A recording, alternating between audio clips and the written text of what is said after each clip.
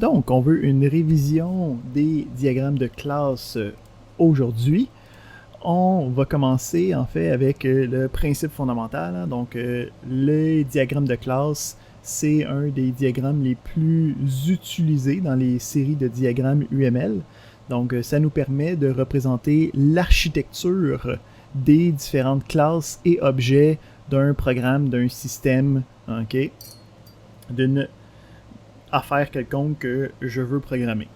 Donc, le principe, c'est qu'on va avoir des objets qui sont des instances du système, donc des éléments tangibles que je peux manipuler.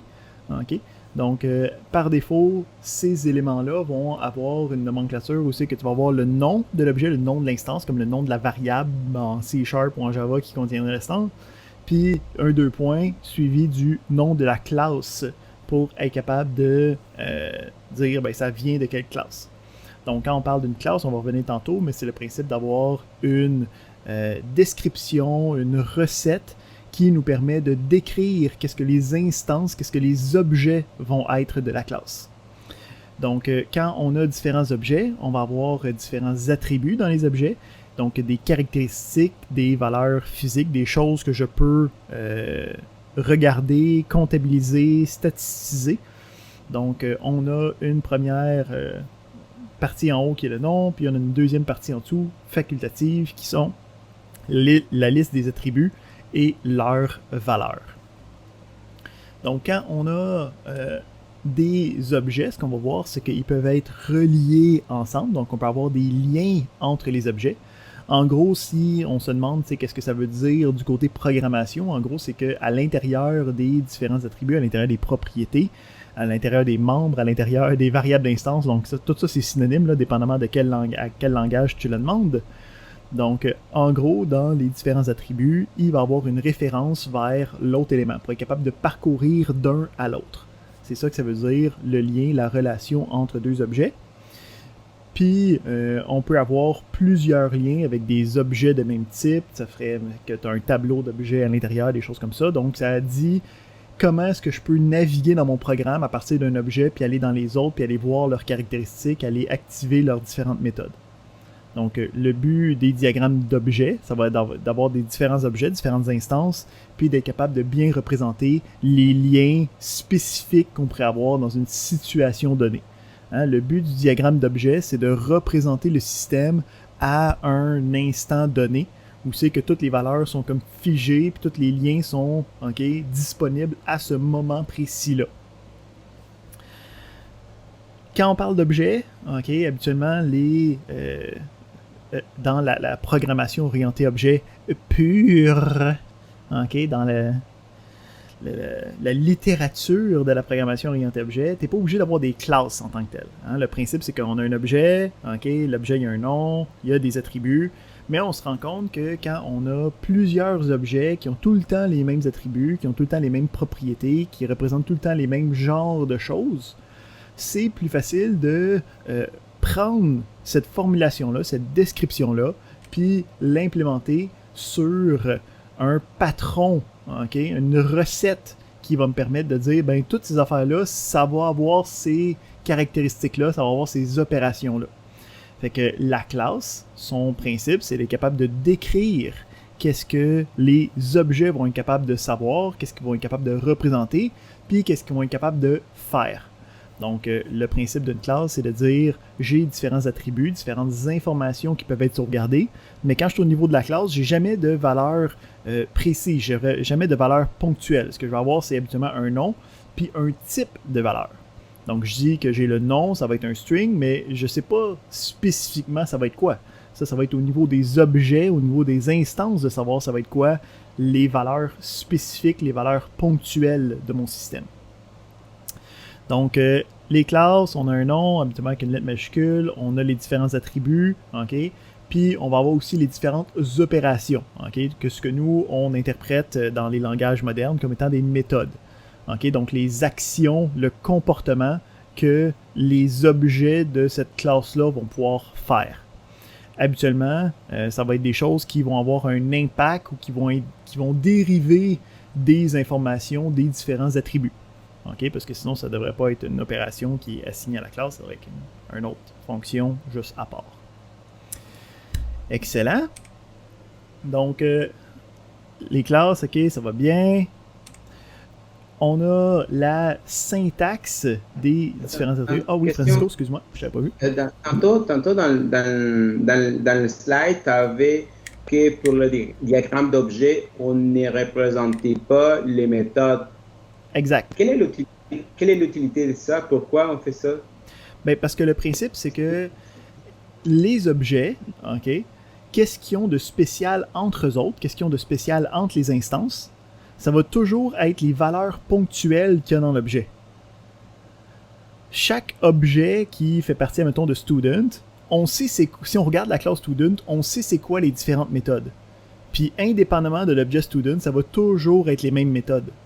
Okay? Les méthodes ne changent pas d'un objet à un autre. Mais c'est déjà vu à quelque part d'autre. Oui, oui, c'est ça. Là. Ici, j'ai l'objet là, c'est ça l'attribut, mais qu'est-ce qu'il fait? Ça n'est dit nulle part, mais c'était comme, il me manque des choses. Ok, ouais. Effectivement, c'est implicite ici que le fait qu'on a un 2 points suivi d'une classe, que la classe est décrite quelque part avec les attributs possibles, les méthodes possibles. Parfait. Donc, la syntaxe, c'est pas quelque chose que nous, on va regarder dans l'examen théorique, fait qu'on va juste faire un retour rapide. Donc, c'est le principe d'avoir plusieurs options quand je décris les différents éléments à l'intérieur des attributs, à l'intérieur des opérations. Donc, on commence avec la visibilité. Donc, on a le Public Private Protected Package qui est calqué sur le C# et le Java. Mais à place d'avoir le nom, je peux aussi avoir un symbole qui est le plus moins... le hashtag, qui a un vrai nom francophone que j'oublie tout le temps. Non, il y a un autre nom. Genre plus fancy que ça, là. Je vais le trouver.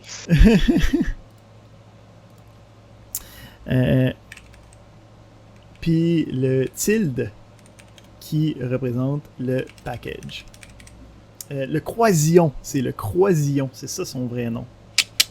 Hein? Ça sera pas une question d'examen, c'est juste pour le principe de la chose. Donc le hashtag croisillon, c'est pas important dans votre vie. On a ensuite la possibilité de rajouter un slash pour dire que c'est dérivé. Ça veut dire que c'est pas un attribut qui a une information spécifique qui est storée en mémoire. C'est un attribut qui est calculé à partir de d'autres. Fait que, mettons que j'ai une date de naissance, comme attribut normal, ben, je peux avoir l'âge qui est dérivé en utilisant la date courante à chaque moment. Ou sinon, si j'ai, mettons, un carré, ou c'est que je sais c'est quoi la longueur de ces différentes arêtes, j'ai pas besoin d'avoir une valeur précise pour le périmètre ou l'air, parce que je peux dériver ces informations-là de ces différents autres attributs. On a le nom de l'attribut, ok, ça va bien, habituellement du camel case. Ensuite, on a un 2 points suivi du type. Donc, les types que nous on connaît, il y en a dans l'UML, mais des fois tu calques cela du langage que tu es en train d'utiliser. Le principe, c'est que tant que le monde se comprenne, on est en business. On a la possibilité d'indiquer la multiplicité. Donc, si c'est supposé être une collection d'informations, un tableau, une liste, un set, un hashmap, n'importe quoi. Donc, on peut dire que j'en ai besoin de plusieurs, ok, avec nos bornes habituelles, où c'est que tu as le min, 2 points, le max. On peut utiliser l'étoile à la fin pour représenter l'infinité. Si tu mets juste une étoile, c'est comme dire 0 à l'infinité. On commence à être habitué à ce genre de syntaxe-là. Puis c'est entre crochets carrés. On a la possibilité d'avoir un égal suivi d'une valeur par défaut. Donc, en gros, à la construction, à l'instanciation de l'objet. Si on lui assigne pas une valeur précise, il va prendre la valeur par défaut. Puis ensuite, on a une liste de propriétés qui sont des propriétés additionnelles qu'on peut ajouter.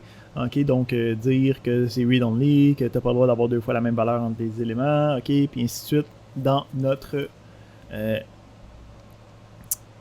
diagramme de classe UML. Okay, ces éléments-là ne se répercutent pas habituellement directement avec juste une ligne dans les langages de programmation. Ça prend des choses un petit peu plus complexes pour être capable de gérer ces différentes propriétés-là. On a le même principe pour les opérations. Okay? Donc, il y a beaucoup des éléments qui sont les mêmes. Donc, la visibilité, le nom, le type, les propriétés, tout ça, c'est là.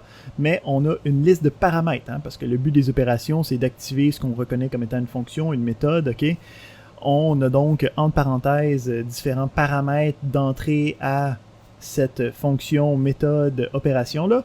Donc, on va voir le type de la direction, ok, le in, le out, le in-out, comme vous avez vu en passant dans votre PL/SQL. Hein, ça fait un petit bout. On a le nom, puis on a un 2 points suivi du type du paramètre d'entrée. On a aussi, quand on a le type au niveau des opérations, ben, on parle du type de la valeur de retour, hein, parce que le but d'une méthode, habituellement, c'est de trouver une réponse. Donc, si on a un type désigné dans cette opération-là, c'est la valeur de retour qui est présentée. Ça, c'est bon, c'est pas des choses que je veux parler. Nous, sur quoi est-ce qu'on va vraiment s'attarder dans la partie théorique, c'est les principes d'association. Okay? Donc, d'être capable de bien lire un diagramme de classe ou d'être capable de prendre une mise en situation puis d'identifier le bon diagramme qui correspond aux associations nécessaires pour être capable de représenter une dite mise en situation. Donc, d'être capable de bien voir c'est quoi entre les classes, les associations possibles, les différentes propriétés de ces associations-là, à quoi chacune sert, c'est ce qu'on va majoritairement regarder puis qu'on va vous évaluer la semaine prochaine dessus. Qu'est-ce qu'il y a dans une association? Premièrement, l'association, par défaut, elle est binaire. Ça veut dire qu'il y a juste deux éléments qui sont reliés l'un à l'autre. Donc, ça va faire un lien, une relation entre les deux. On va voir qu'on a plusieurs éléments possibles à cette association-là. Donc, par défaut, c'est juste un trait qui existe entre les deux. Je peux donner un nom à l'association, un sens, donc dans le milieu. Je peux indiquer la multiplicité ou la cardinalité, okay, en indiquant un numéro ou une étoile de chacun des bords. On a le principe de navigabilité, okay, donc soit la flèche, soit le petit X sur le rebord de la ligne indique la navigabilité de la relation. On va tout aller dans les détails de chacun de ceux-là dans quelques instants. Là, c'est juste pour voir où je peux écrire des choses. Puis on a aussi une visibilité puis un rôle de possible. Quoique ces éléments-là, ces deux derniers-là, sont très peu utilisés. Donc, c'est pas des choses sur lesquelles je vais m'attarder.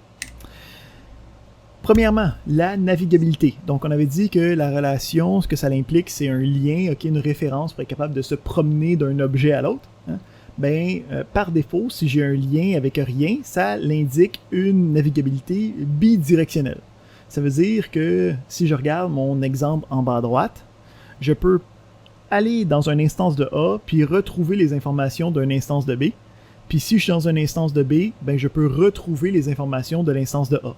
Okay? Donc je peux partir de 1 puis aller voir dans l'autre à travers la référence dans la partie de code, là, qu'est-ce que je peux aller écrire, qu'est-ce que je peux trouver.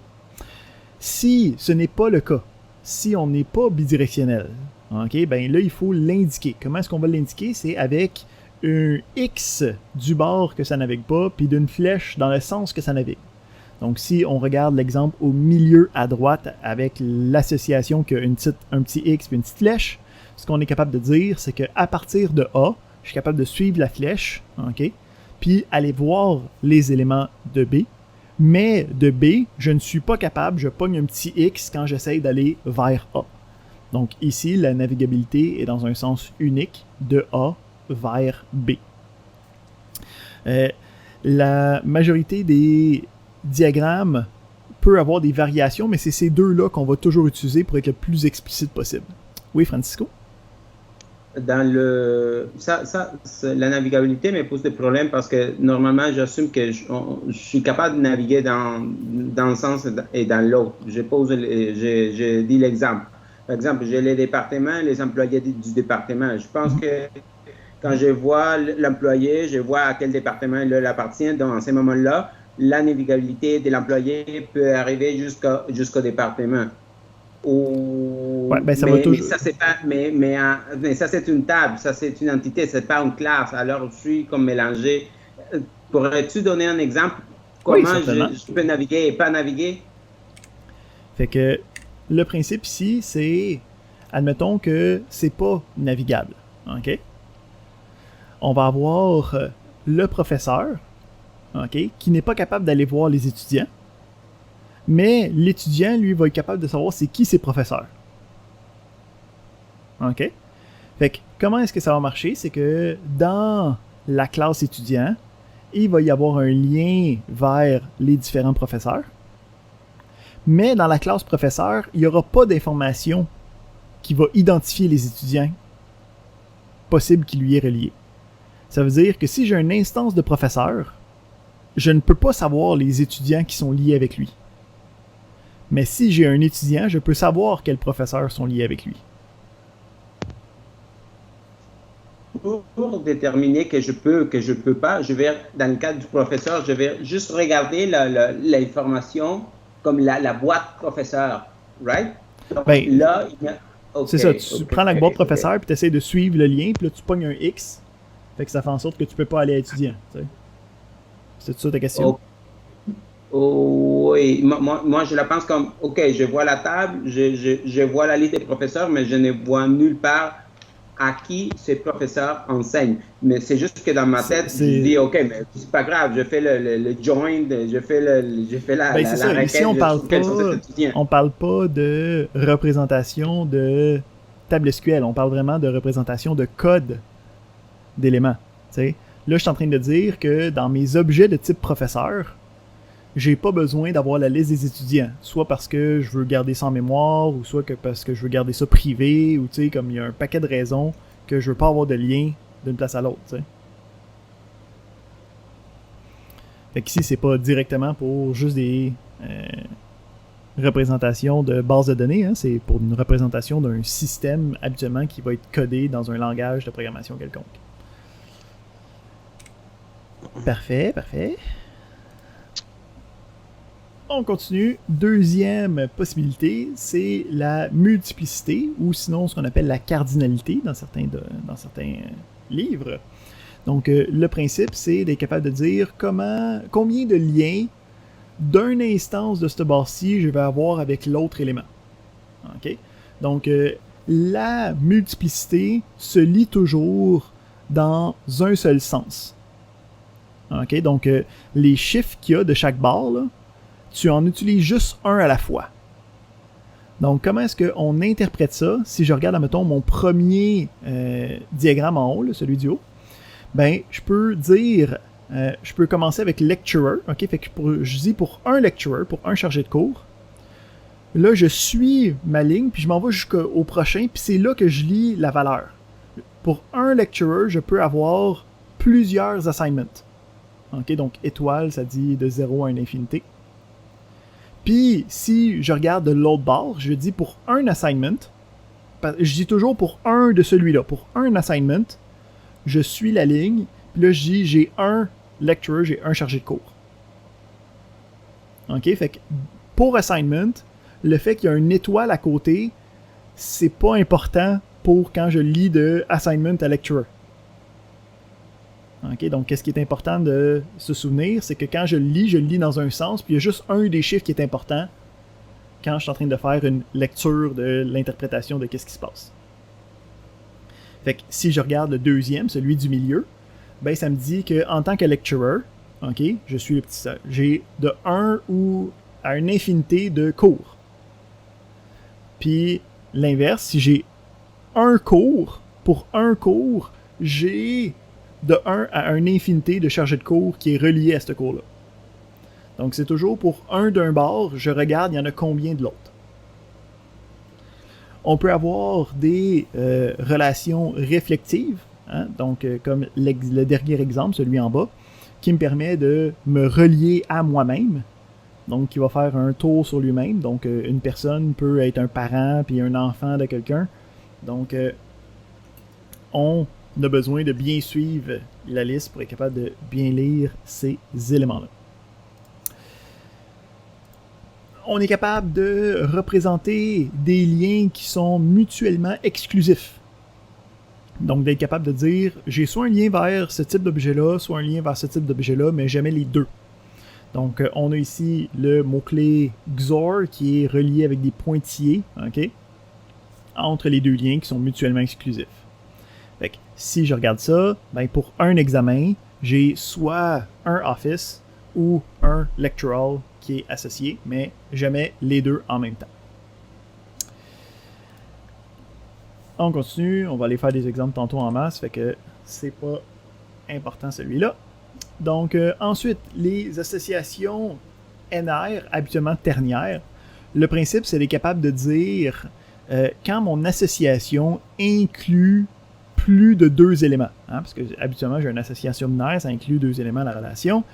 Si j'en ai plus que 2, qu'est-ce que je fais, c'est que je mets un petit losange, puis tout le monde se plug dans le losange. OK?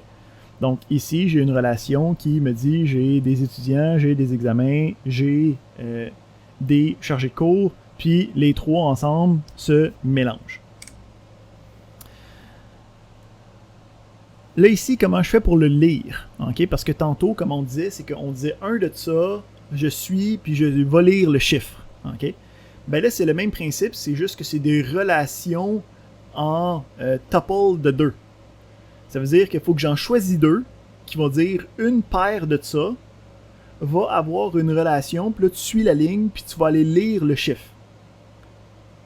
Fait qu'ici, on a 3 tuples différents. Fait que je peux dire un étudiant puis un examen ensemble a un lien avec de 0 à 1 lecturer. Ok, fait que je prends les 2, je fais x1, puis là je dis je vais voir le chiffre vers le 3e. Ou sinon, je peux dire j'ai un étudiant, un examen puis un lecturer, puis eux autres, ils peuvent avoir plusieurs étudiants reliés avec cette paire-là. Puis le troisièmement, c'est j'ai l'étudiant, j'ai le lecturer, un de ceux-là chacun va avoir plusieurs examens. OK? Donc quand on lit les associations ternières, c'est un principe de j'ai toujours une instance reliée ensemble vers une possibilité d'un autre nombre d'instances qui est représenté par juste un chiffre. Excellent. Puis les associations n-ières, c'est pas quelque chose qu'on voit très souvent. Okay? En fait, j'ai jamais vu ça dans un vrai diagramme de classe qui était utilisé dans la vraie vie. Fait que si vous l'oubliez, c'est pas dramatique dans nos vies. Plus dramatique, par exemple, qui va être capable de bien représenter beaucoup de problématiques, c'est la classe d'association. Donc, la classe d'association, son principe, c'est ça vient s'attacher sur une relation binaire, puis ça vient rajouter des informations sur cette relation-là entre 2 éléments. Donc, ici, le principe, c'est de dire, OK, si je regarde mon exemple dans la partie du haut, là, fait que j'ai mon student, puis j'ai mon study program, OK, j'ai mes étudiants, puis j'ai mes différents programmes de cours. Puis à chaque fois que j'ai un lien entre ces deux-là, à chaque fois que j'ai un lien entre un étudiant puis un programme de cours, ben je veux créer un autre élément qui va être capable d'aller chercher puis de sauvegarder l'information par rapport à cette relation-là. Donc comment est-ce que je fais pour le représenter? J'ai une ligne pointillée qui est reliée à la relation, puis je vais avoir une autre classe, okay, qu'on appelle une classe d'association, qui va représenter chacun des liens, chacune des relations possibles entre chacune des instances de ces 2 classes-là. Fait qu'à chaque fois que j'ai un lien entre un programme de cours puis un étudiant, je crée une inscription qui va avoir une date de départ. OK? Donc, le principe ici, là, là on utilise, parce que celui-là, il est très, très, très utilisé justement dans les représentations pour les bases de données. OK, fait que si on pense, admettons, à nos 2 affaires, là, puis on a une relation M à N, hein, fait que entre les deux, habituellement, on va avoir une table d'association qui va avoir les clés de chacun. Mais si pour chacune des paires de clés, j'ai besoin de d'autres informations, ça va être une classe d'association qui va représenter ça.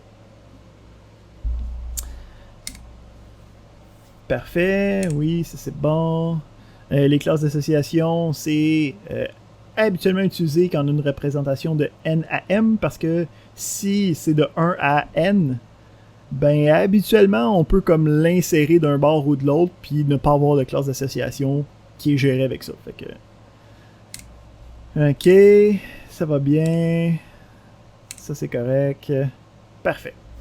Prochain point important dans la théorie des diagrammes de classe, c'est les agrégations possibles. Donc, les agrégations, c'est une version spécialisée, une version particulière de l'association. Fait que ça me permet de mettre de l'emphase sur c'est quoi la relation qui se passe entre les deux classes. Il y a deux types d'agrégation. Il va y avoir l'agrégation faible, qu'on appelle aussi l'agrégation partagée, puis l'agrégation forte, qu'on appelle la composition. Fait qu'on va regarder chacun, qu'est-ce que ça implique, comment c'est représenté.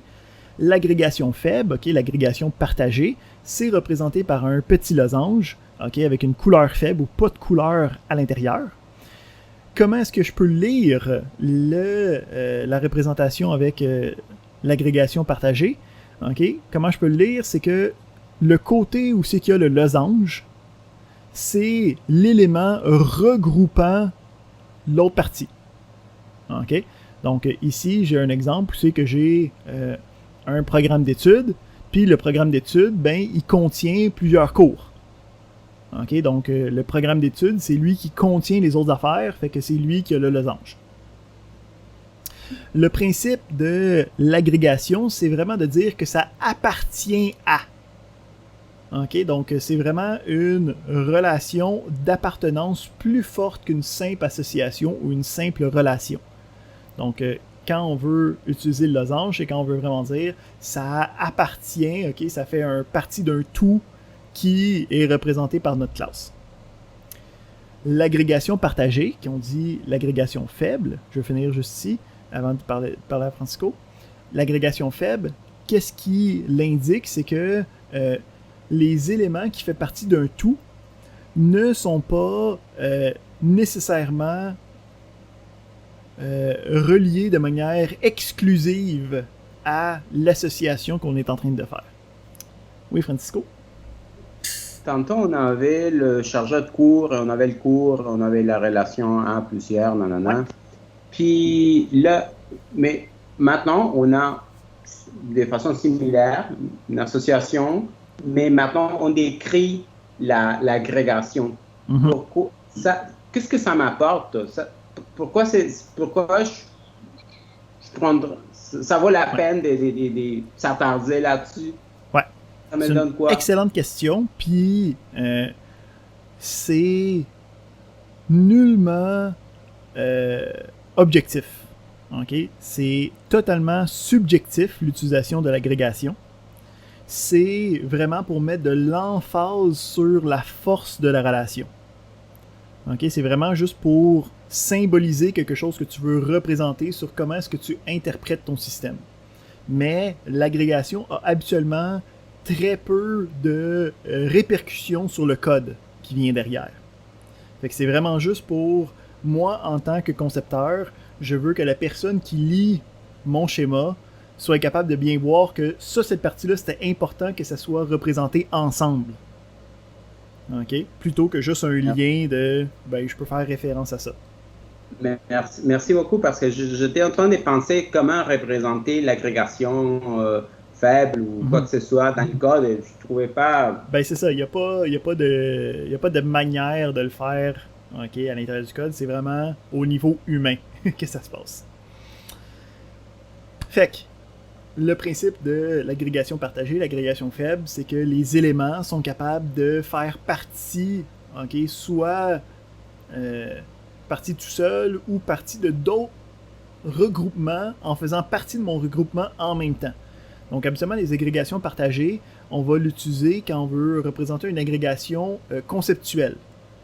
Fait que c'est des bons exemples. Ici, on a le programme d'études, OK? Fait que dans le programme d'études, mettons, il y a un paquet de cours incluant comme base de l'informatique, construction d'un ordinateur, programmation web 1 et ainsi de suite. Mais si j'ai un autre programme, OK, mais qu'il y a des cours communs, donc les cours vont avoir des liens vers deux programmes différents en même temps. OK, c'est pour ça qu'on dit que c'est faible, c'est que ces éléments-là peuvent exister dans d'autres groupements sans que ça casse le modèle qu'on est en train d'essayer de construire.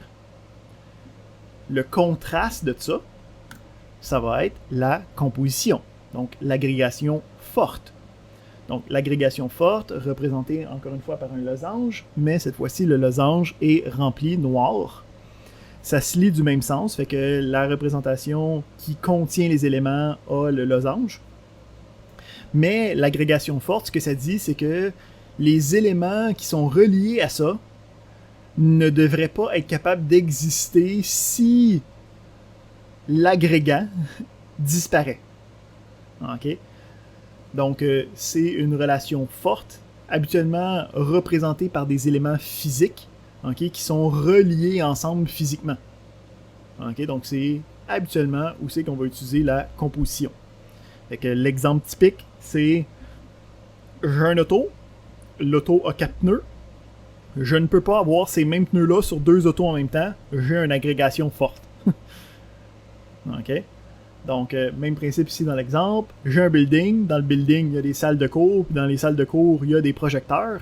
Ben, j'ai comme pas le choix que ça fasse partie. Si le building, il s'en va, si le building, il disparaît, tout le restant de la chaîne disparaît avec. OK? Donc, c'est ça qu'on veut représenter par la composition, l'agrégation forte. Parfait. Il n'y aurait pas un peu de ça en C++, justement, avec les références et tout ça? Les associations sont représentées avec les références, ok? Mais ouais. En C++, il n'y a pas de concept de si je délite un premier élément, les autres vont automatiquement être délités s'il n'y a plus de lien avec celui-là spécifiquement. Ou un autre principe où je pourrais dire, ben, si celui-là a une référence à quelqu'un, j'ai pas le droit de faire une même référence à celui-là. Ça n'existe pas en C++. Le seul langage où c'est que ça l'existe, c'est un très nouveau langage de programmation qui s'appelle le Rust, okay, qui a un concept justement de ownership de référence, où c'est que là, ça serait plus facilement implémentable la composition, mais même là, c'est pas directement relié. Parce que je le voyais que c'est juste pourquoi je posais la question, c'est qu'on avait eu un exercice justement avec des roues de vélo.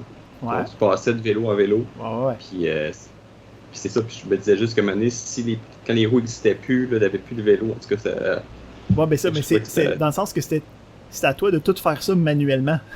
Ouais. Fait que c'est pas dans le langage, tu sais. Oui, tu peux représenter de la composition, mais il faut un paquet de code, tu sais. Ouais. C'est bon. Excellent. On a déjà fait ça. Prochain gros principe fondamental des diagrammes de classe, la généralisation, la spécialisation, l'héritage. Même principe que qu'est-ce qu'on avait durant les diagrammes de code d'utilisation. Donc, le principe de l'héritage représenté par une flèche qui pointe vers la version généralisée, ça me permet d'avoir des éléments communs, okay, dans ce cas-ci des attributs, des opérations, puis d'avoir une version plus spéciale, okay, plus spécifique, qui va avoir soit des variations sur ces différents attributs-là, sur ces différentes opérations-là, ou sinon un ajout d'attributs, un ajout d'opérations possible, okay, à partir de là. On peut avoir une hiérarchie, okay, de spécialisation. Tout ça, c'est possible. Qu'est-ce qu'il y a à dire par rapport à ça? Ça hérite tout. Donc, tout ce que la personne est capable de faire, les employés, les étudiants sont capables de le faire. Puis, en descendant comme pas, les professeurs, les secrétaires sont aussi capables de le faire. Okay, donc, l'héritage, c'est le principe que c'est une relation qui est un. T'sais. Un professeur est un employé. La secrétaire est un employé. L'employé est une personne. L'étudiant est une personne. Donc, c'est un « est un » qui représente la spécialisation, la généralisation. Parfait. On a aussi la possibilité d'avoir une version abstraite. Hein? Donc, de dire que je n'ai pas le droit d'avoir des instances de cette classe-là généralisée. Je dois absolument utiliser une des versions spécifiques qui vient derrière. En UML, on a la possibilité d'avoir de l'héritage multiple, donc qui hérite de plusieurs classes en même temps. C'est pas quelque chose que la majorité des langages est capable de faire. Okay? Ça existe, mais c'est pas commun. On va dire ça comme ça. Puis je pense que c'est bon. Le restant, c'est pour la création. Fait que ça, on l'avait déjà fait durant notre partie de conception. Fait que on revient à notre ami. J'ai dit notre ami. Oui. Les notes de base. Donc, on a le principe de classe, ok, qui a différents attributs, différentes opérations. C'est représenté par des carrés. Il y a le nom de la classe en haut. On a différentes associations possibles. Par défaut, l'association peut représenter la directionnalité. Donc, habituellement, c'est bidirectionnel si je mets rien. Ou si je veux que ce soit unidirectionnel, je vais mettre une flèche puis un X d'un bord. J'ai la possibilité d'avoir un paquet d'associations, donc n-ières, habituellement ternières, là, pour avoir une relation entre plusieurs classes. Je mets un losange, je bloque toutes mes associations dedans, puis ça fait en sorte que tout le monde se connaît. On a plus communément la classe d'association qui va dire pour chaque relation que j'ai entre les deux instances possibles de ces classes-là, je vais avoir une troisième qui va représenter des informations additionnelles sur cette relation-là. On a la possibilité aussi d'avoir des relations mutuellement exclusives, donc avec un XOR, qui va me permettre de dire, ben, ça peut être celui-là ou celui-là, mais pas les deux en même temps. On a les agrégations, donc faibles pour l'agrégation partagée, avec le losange qui a peu de couleurs ou pas de couleurs à l'intérieur. L'agrégation forte ou la composition qui utilise le losange noir. Puis on a la généralisation avec la flèche vers la version généralisée. Donc, on a aussi, quand on ne représente pas des classes directement avec juste des lettres, on va avoir des fois des diagrammes d'objets qui vont représenter un moment spontané des instances de notre système. Donc, on va avoir des rectangles avec des noms, 2 points, le nom de la classe. Puis, entre eux autres, on peut avoir des liens possibles qui représentent les références spécifiques qui pourraient exister durant le moment spontané de mon système. Wouh! Facile? Ça va bien? Donc, ce qu'on va faire, c'est qu'on va me laisser le temps d'aller me chercher de l'eau puis de prendre mon souffle. Fait qu'on prend une petite pause de 15 minutes, puisqu'on arrive sur notre heure. Puis on va revenir donc à 2 heures. 14 heures. Pour travailler sur les séries d'exercices. Donc, on a une série de, je pense, une douzaine d'exercices. Puis, on se donne un couple de minutes pour chacun. On regarde la réponse ensemble à la suite. Puis après ça, fin de semaine. Yes.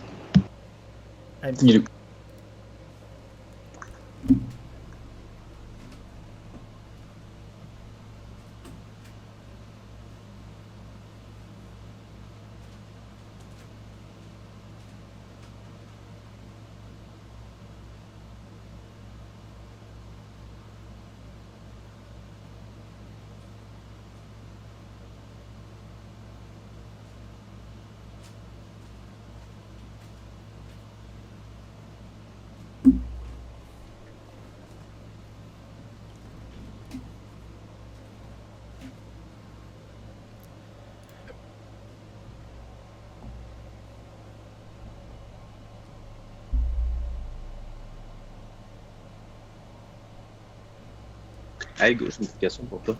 Bah oui. Aujourd'hui, mais mardi prochain, après le cours, peux-tu te pick ton brain pendant une dizaine de minutes? J'aimerais te montrer mon CV, puis vu que je vais appliquer dans les jeux vidéo, j'aimerais te poser quelques questions par rapport au genre de poste que je devrais appliquer. Certain, certain. Fait en fait, je vais faire ma petite recherche là, sur les genres de postes qui sont disponibles. J'ai un ami qui travaille dans une boîte justement que je veux appliquer. Fait que je veux faire les démarches comme il faut pour mon stage. Fait que vu que vu que ta connaissance est vraiment large, j'aimerais ça te présenter ce que je veux faire puis voir du feedback de toi dans le fond. Excellent. Pas de trouble. Cool, merci.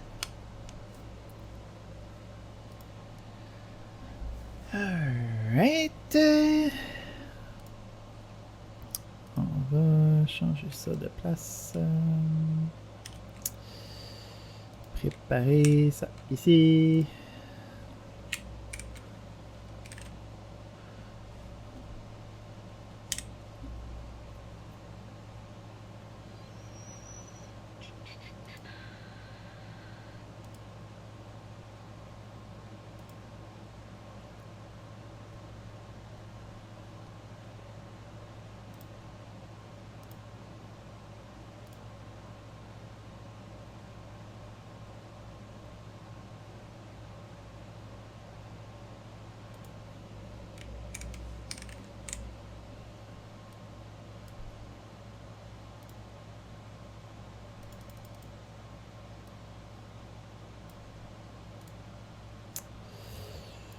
séparer ça ici, comme ça, comme ça.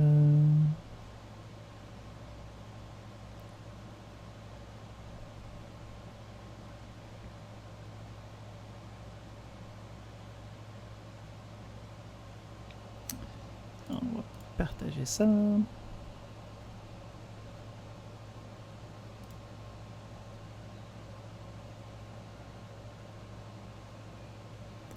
Avec ça. Donc, un peu comme la semaine passée, le principe c'est qu'on a une série de questions, puis on se demande la réponse à chacun.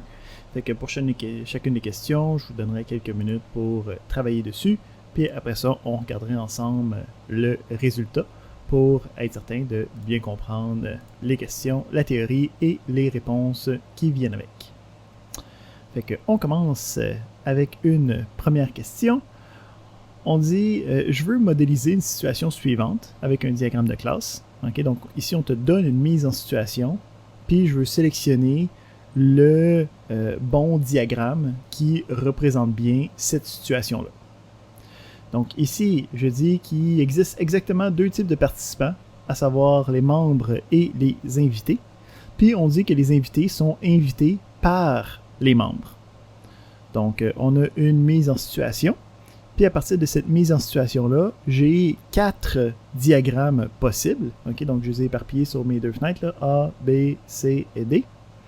Donc on peut voir ici, on a différentes versions ici avec de la généralisation, des liens, de la multiplicité, okay, des versions abstract, pas abstract. Donc je veux qu'on prenne notre premier temps, donc on se donne quelques minutes. Puis je vous demande après ça, quel diagramme dans cette série-là est la bonne représentation de la mise en situation. Fait qu'on se donne quelques temps, puis on revient avec la réponse.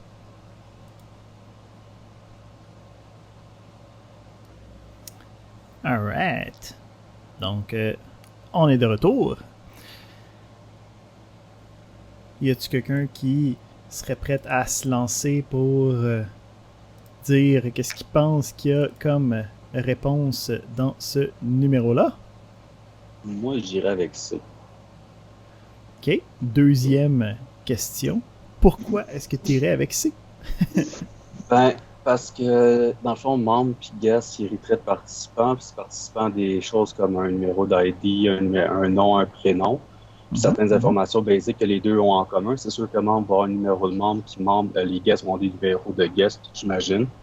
Puis, dans le fond, vu que c'est une action, l'ancien moi avait fait une classe pour les méthodes, mais là, j'imagine que le membre peut avoir des méthodes invite qui peut envoyer un invite les à attributs puis les méthodes sont juste pas montrées, là. C'est juste la représentation de la hiérarchie qui est importante. C'est ça, fait que je me dis, un membre peut inviter plusieurs guests, mais c'est ça. C'est ma réponse. Est-ce qu'il y a d'autres mondes qui veulent subjecter d'autres réponses? Francisco? Oui, moi j'allais choisir tout comme Jeff, mais après, dans l'énoncé, ça dit qu'il y a exactement deux types de participants. Dans le cas de C, je pourrais instancier participants, donc je choisis un. La relation m'a causé des problèmes parce que je voulais prendre B, mais inviter, dans le fond, c'est une action, mais ici, là, apparaît comme une classe. Donc, c'est pour ça que je l'ai écarté parce que faisait du bruit. Mais à part ça, je n'aurais pas une autre raison pour laquelle écarter la réponse B.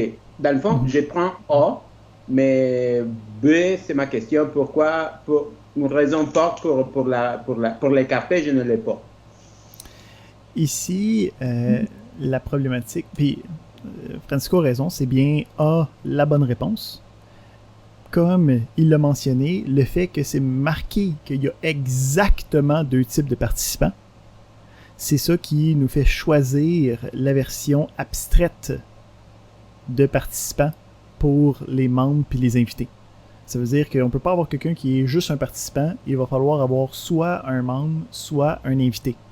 Okay? Parce que la version de C indique qu'il y a des participants qui existent qui auraient d'autres choses qu'ils pourraient faire tout seuls. OK? Nous autres, on ne veut pas représenter ça. Le B, on ne l'utilise pas parce que le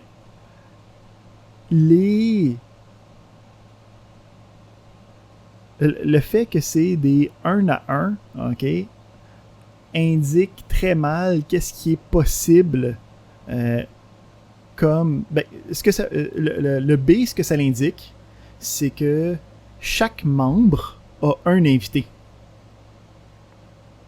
Hein? C'est impossible d'avoir plusieurs invités pour le même membre avec le B.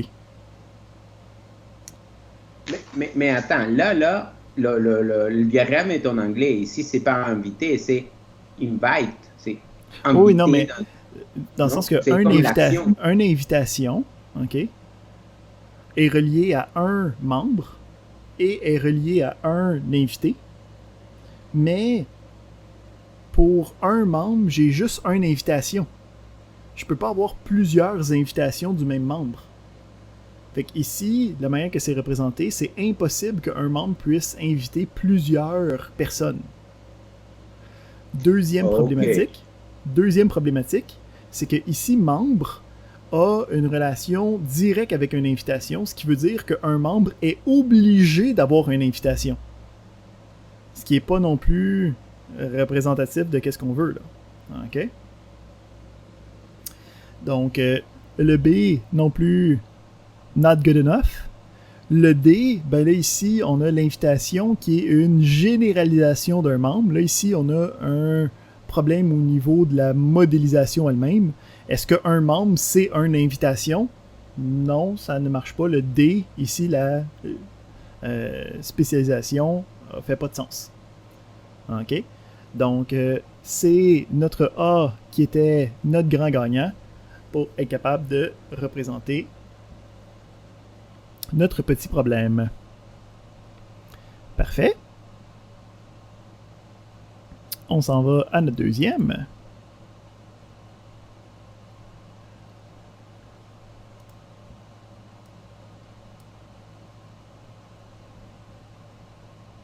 Donc, dans notre deuxième, même principe. OK. Donc, on veut modéliser une mise en situation avec un diagramme de classe. Donc, la mise en situation, c'est qu'un centre de fitness, OK, se compose de plusieurs secteurs. OK. Donc, à l'intérieur du centre de fitness, tu as plusieurs secteurs. Puis, un secteur peut être divisé en plusieurs secteurs qui pourraient être à leur tour divisés en plusieurs secteurs, qui peut être à leur tour divisés en plusieurs secteurs, et ainsi de suite. OK. Fait qu'en gros, tu penses à, mettons, une carte du centre de fitness, là.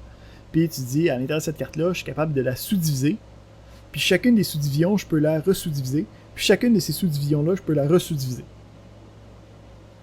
OK? Donc, on demande... OK, fait que c'est l'inception de la sectorisation. Fait qu'on demande quel des diagrammes... OK, donc on a le A, le B, le C et le D. Faites attention, tu sais, le B il est ici aussi. Là. On va le descendre un petit peu pour pas qu'on puisse le voir. Donc A, B, C, D. On se demande lequel de ces représentations-là représente le mieux notre mise en situation. On se donne encore une fois quelques minutes, puis on revient avec une réponse. Alright. Donc, numéro 2, on a une mise en situation qui nous demande des secteurs dans des secteurs dans des secteurs dans des secteurs. Quelle représentation de diagramme de classe est la meilleure pour cette situation? The floor is yours. B. Pourquoi B? Ben, la seule chose la seule chose pour laquelle je suis allé vers le B en tant que tel, c'est parce que c'était de 1 à une multitude à un infini de secteurs, en fait, là, qui pouvaient de sous-secteurs. Mais bon, peut-être en même temps, le 1 me choquait un petit peu par le fait qu'un secteur ne pourrait pas avoir de sous-secteurs. Effectivement. C'est la problématique du B, en fait. C'est... Ouais, c'est ça. Ton premier secteur, là, il n'y a pas de parents. Fait que Ouais. ça peut pas être C'est 1. ça. Ça marche pas. Shit! Fait que ça marche pas. Mais bon essai. Fait que on je sais était pas, proche. je suis non, ouais. OK. Donc, le principe de l'association réflexive, c'est effectivement la bonne chose de dire que j'ai un secteur qui a plusieurs sous-secteurs. Donc ça l'élimine aussi le D en même temps, hein, qui est juste une énumération qui fait très peu de sens, puisque ça permet pas d'avoir une panoplie qui se sous-divise à tout moment. Fait que ça veut dire qu'il nous reste A et C, lequel on choisit.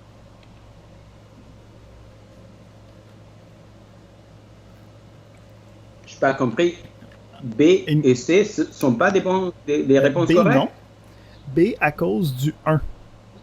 OK. Donc ici, le principe, c'est que le secteur, OK, de la manière que c'est représenté ici, va avoir plusieurs sous-secteurs. Puis chaque secteur va avoir un secteur parent. OK.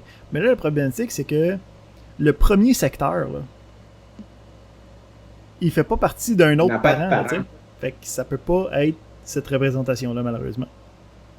Fait qu'il nous reste comme possibilité soit A, soit C. Donc, entre A et C, lequel est-ce qu'on décide et pourquoi? Moi, si je peux me réessayer, j'irai pour le C. Puis pourquoi pas le A? À cause du... comment t'appelles le jeu, le losange noir? Qui est la composition. Qu'est-ce que ça implique, la composition? Ouais, c'est ça. Ben, c'est qu'il faut absolument qu'il fasse partie d'un autre, finalement. Faut genre... il peut pas exister sans l'autre, quelque chose comme ça. Si je te dis, tu sais, j'ai un secteur, OK? comme... Puis à l'intérieur, je fais un sous-secteur. Est-ce que ce sous-secteur-là va pouvoir appartenir à un autre secteur? Que celui-là que je viens tout juste de couper. Non. Fait que ça sonne comme si c'est fort comme relation, ça là. Ou le même principe, c'est si j'enlève celui-là, est-ce que ça va enlever toutes les autres en dessous? Oui, parce que tu sais, si j'ai plus celui-là, ou si que j'ai fait mes décompositions, si j'enlève celui-là, ben n'importe quel autre que j'aurais comme défaite a aussi une problématique que comme ça vient, ça va partir avec, t'sais. Fait que on a une relation forte ici. Fait que troisième chance. Donc c'est le A ici qui était la meilleure représentation pour représenter la réflexivité, ok. Puis deuxièmement, d'être capable de représenter que ben c'est une relation forte, ok. Si je fais des sous-secteurs, j'ai comme pas le choix, c'est comme relié ensemble dans notre problématique. Quoi, Francisco? Oui, j'avais choisi B au début et 1. Le 1, et je l'avais écarté parce que j'ai dit que la condition de 1 ou plusieurs secteurs n'est pas remplie, mais maintenant, ce qui me mélange, c'est le plus sector part que tu as là. Ça, tu pourrais rafraîchir? Qu'est-ce que c'est? Le nom du rôle. OK? Fait qu'en gros, surtout quand tu as une relation réflexive, hein, il faut être capable de dire de quel bord, quel secteur fait quel rôle. Hein? Fait que ici, quand j'ai mon 1, ça c'est comme mon secteur parent. Hein? Puis quand j'ai mon étoile, quand j'ai mon 1 puis mon losange, c'est mon secteur parent. Fait que j'aurais pu ici marquer secteur parent. Puis ici, c'est mon sous-secteur. OK? OK, c'est le nom que cette instance-là va avoir par rapport à l'autre. Le rôle que ça a un par rapport à l'autre. Ouais. Les rôles. Ça, c'est sector part, ça, c'est le rôle. Secteur. OK. Parce que justement, tu sais, si j'avais juste mis le losange 1 puis l'étoile, ça me dirait pas définitivement c'est lequel qui est de quel bord. Tu sais, est-ce que c'est comme un qui s'agrandit ou c'est un qui, tu sais, fait que ça représente bien dans quel sens ça va. D'accord, merci. Parfait. On continue ici. On y va avec notre question 3. Donc, on retombe encore une fois dans de la modélisation de mise en situation. Fait que je te dis, chaque restaurant a au moins une cuisine. Puis Puis une cuisine fait exactement partie d'un seul restaurant. Fait que je veux représenter cette mise en situation avec un des diagrammes suivants. On se donne quelques minutes, puis on revient avec des réponses. Alright. Hey, Francisco il est prêt. Francisco il est prêt, il y va. Oui, c'est mon tour. Pas souvent. J'ai choisi A. Pourquoi? Désolé, j'ai choisi A. Pourquoi? Parce que il y a la composition, parce que les restos ont une cuisine au moins. Ouais, La limite minimale, c'est 1. Il peut y avoir plusieurs. Et la cuisine se trouve dans le resto. Pourquoi pas B? Parce que dans des deux bords, c'est 1 à plusieurs. Ce qui n'est pas vrai parce que c'est dit que ça voudrait dire que la cuisine a plusieurs restaurants, c'est pas le cas. Exact. Dans le cas C, c'est le restaurant qui fait partie de la cuisine. Effectivement, ça sonne pas correct. C'est pas bon. Et pour le cas de 2, ça dit que dans le cas 2, dit qu'un restaurant pourrait ne pas avoir de cuisine, ce qui n'est pas cohérent avec l'énoncé. C'est exact. Donc, 2 morceaux de robot pour Francisco. Donc, chacun avait un problème et notre A était le seul qui représente bien notre situation. Il a bien expliqué ça, fait qu'on peut... Il fait la job pour moi, j'aime ça. Donc, on peut passer à notre numéro 4. Encore une fois, mise en situation. Je pense que c'est notre dernière, après ça on passe à d'autres choses. Non, il y en a un autre après la mise en situation. On va en avoir d'autres types de questions, mais c'est important, là, des mises en situation. Fait que, autre principe, on a la phrase suivante. Une commande est faite avec exactement un serveur, puis un serveur gère plusieurs commandes. Fait que on se demande, avec cette affirmation-là, lequel des diagrammes suivants est capable de répondre à notre mise en situation. Quelques minutes, on revient avec des réponses. Donc, Steve te dit que tu votes pour C. Ouais. Pourquoi C? Parce qu'on parle bien de une seule commande à la fois. Donc, c'est sûrement pas A parce que là, on implique plusieurs commandes qui est fait un waiter. Fais attention ici, je pense que tu le lis à l'envers. OK. Parce que quand on le lit, Un on va toujours dire peut faire. pour un order, j'ai un waiter. Ah oui, c'est vrai que le Pour waiter a un plusieurs commandes. waiter, OK, c'est A. Good job. donc effectivement, c'est A. Donc c'est pas C parce que c'est pas dans le bon sens.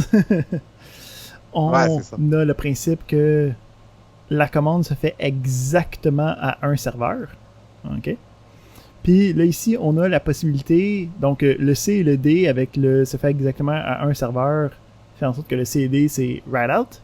Fait qu'il nous reste le A et le B de disponible. Donc la différence ici, c'est que celui-là, il y a une étoile, puis celui-là, il y a un 1, 2 points étoile. Pourquoi est-ce que je veux plus choisir le A que le B? Parce qu'il peut ne pas y avoir de commande. Effectivement, donc ici, ça vient avec la modélisation. Là, on voit qu'on a comme une espèce de restaurant. Est-ce que tu as le droit d'avoir un serveur qui n'a pas encore de commande? Je pense que oui, là. OK, il a le droit d'être sur son chiffre puis pas avoir de commande. Donc, on a la possibilité d'avoir 0 commande. Donc, ce serait notre A qui serait notre meilleure représentation. Oui, Francisco? J'avais choisi B parce que c'est dans l'énoncé, c'est pas dit de façon explicite et je ne me réfère pas à la réalité, juste à l'énoncé. Alors, j'ai mal fait à cause de ça. Est-ce que je dois me référer à la réalité? Ben ici, s'il n'y a pas de spécification, par défaut, on va toujours prendre le sens le plus large, le plus qui donne le plus de possibilités. Okay? D'accord. Ici, ça fit aussi avec c'est le principe que ça fit avec la réalité, mais si c'est pas dit, habituellement, c'est plus c'est explicite, plus c'est restreint. T'sais. On va expliquer les spécificités. T'sais, sinon, je vais dire, ben ça, c'est relié à ça. Ben, si c'est relié à ça, c'est automatiquement comme le plus de disponibilité possible. Tu sais. Alright. On continue. On se donne... Come on. Come on. 5.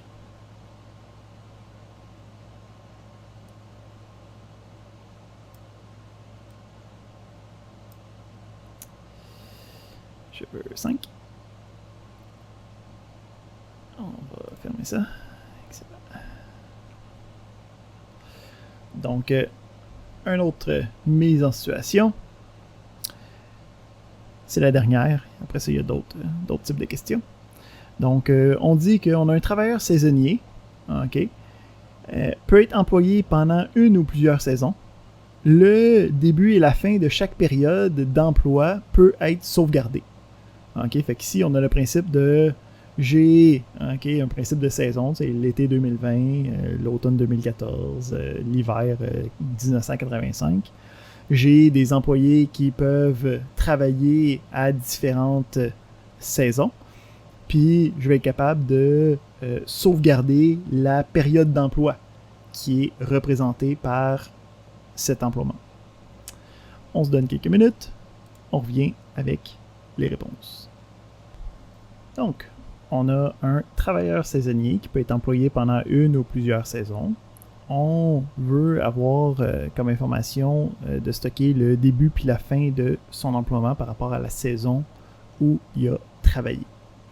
Donc, on se demande quelle est la meilleure représentation de cette mise en situation. Est-ce qu'il y a quelqu'un qui, au pire, si vous voulez dire « je sais que c'est pas celui-là », ça marche aussi. T'sais. Moi, je suis pas mal sûr que c'est B.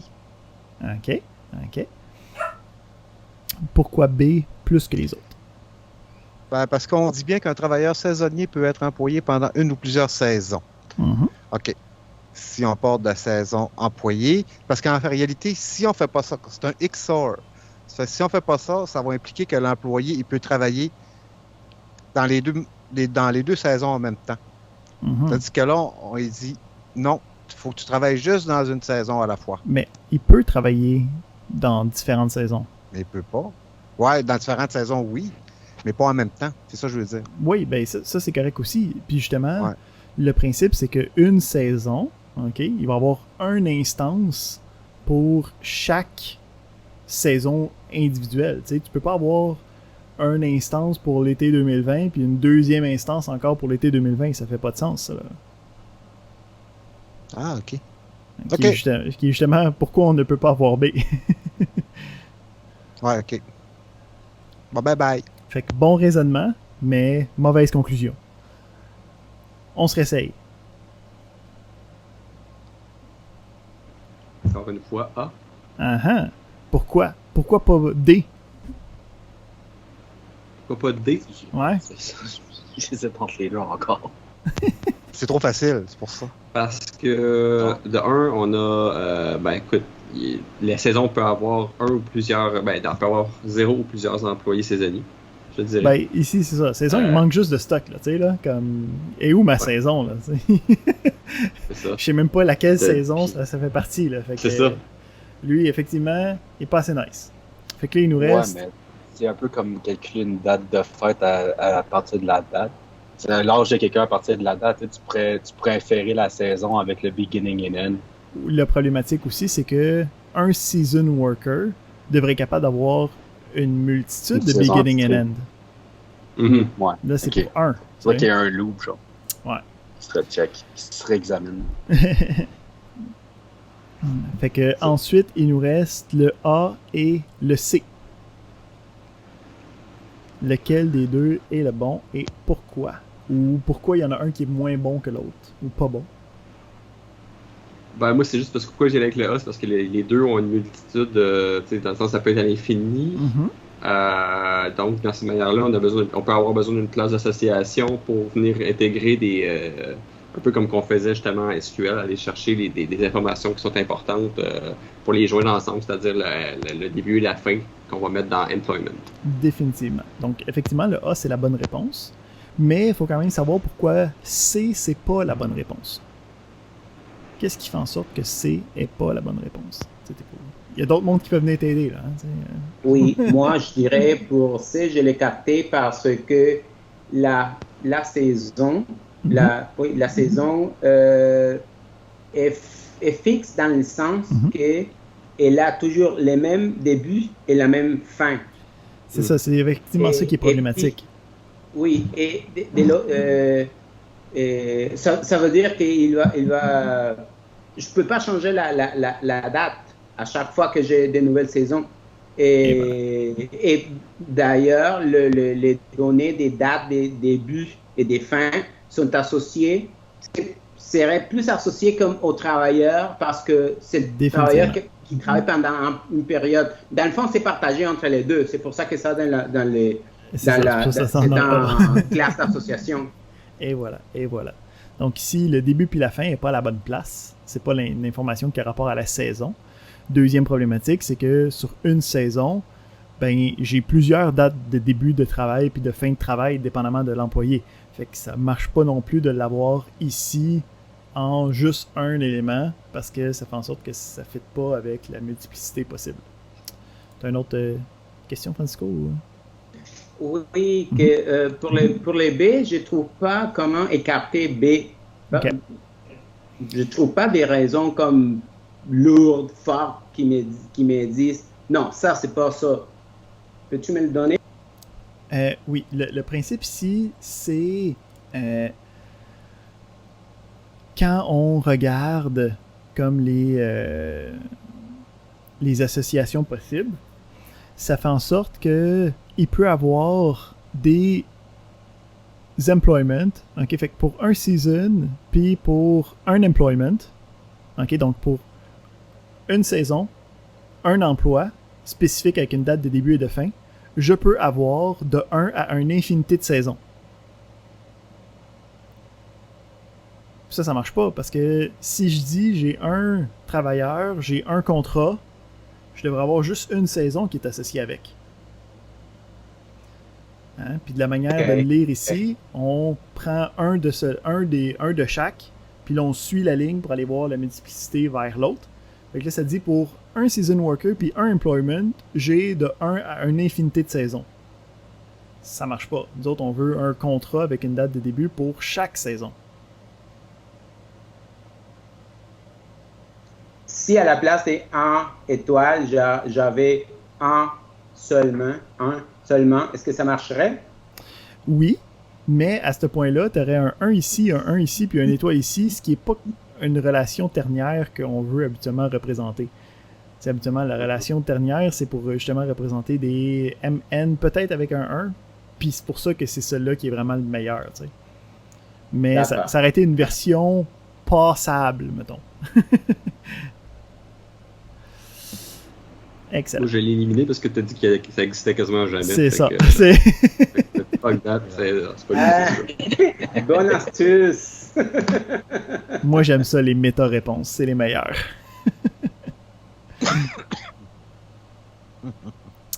Alright. On s'en va à la question 6. Fait que, à la question 6, là, on va regarder des exemples où on fait des présentations de diagrammes d'objets. Fait que on commence dans la question, j'ai le diagramme de classe suivant. Le premier ici, là, où c'est que j'ai la classe A, la classe B, j'ai des multiplicités, ça fait partie de la question, là, c'est ça que je veux être capable de représenter. Puis, je veux savoir, j'ai différents diagrammes d'objets. Ok, donc j'ai le diagramme A ici, le B, le C, le D, le E, le F. Et je veux savoir, dans ces diagrammes d'objets-là, lesquels, ok, ça veut dire qu'on en a plusieurs de disponibles, qui représentent bien le diagramme de classe. Ok, donc quel diagramme d'objet est conforme au diagramme de classe présenté? C'est ça la question. Fait que pour chacun, c'est un vrai ou un faux. Ok, est-ce que c'est une bonne représentation du diagramme de classe? Fait que on se donne quelques minutes pour compiler nos réponses. On revient avec ça. Donc, on a notre diagramme de classe qui nous dit, bon, on a un A qui a une multiplicité étoile vers B, puis on a le B qui a une multiplicité de 1 vers A. Donc, on regarde chacun de ceux-là, puis on se dit, est-ce que ça représente bien, est-ce que le diagramme d'objet représente bien le diagramme de classe? Donc, pour le A, est-ce que ça marche? Ben, Oui, ça marche. Jean-Frédéric, pourquoi? Ben, parce que c'est un A pour 0 ou plusieurs B. Fait que dans ce cas-ci, on a un A et un B. Fait que ça marche. Fait que, Il y a aussi le B qui marche. C'est ça, là, si on regarde dans ce sens-là, on a un A pour un B, donc un A pour de 0 à l'infinité, ça marche. Puis si on regarde dans l'autre sens, on a un B pour un A, fait qu'on a un B pour un A. On est good, ça va bien. Fait que A, fonctionnel. B aussi. B aussi, pour les mêmes raisons, hein, ça va bien. On a. Puis c'est ça le principe ici, là, c'est qu'on regarde chacun, on regarde la multiplicité, voir si ça fonctionne. Pour un A, on a 0B. Puis ici, pour un A, on a 0B. Donc ça continue à fonctionner. Est-ce que le C est fonctionnel? Non, ça marche pas. Pourquoi? Parce qu'on n'a pas de A. Effectivement. Ça prend un A. Quand on a un B, il faut avoir un A. Donc ici, le C n'est pas une bonne représentation du diagramme de classe. Est-ce que le D, c'est une bonne représentation, Tété? Oui, You're on a roll. Très belle représentation. Ok, pas tant qu'à faire, ça va être ma question. Je suis bien correct avec ça. On a D, un c'est... A, puis on a deux B.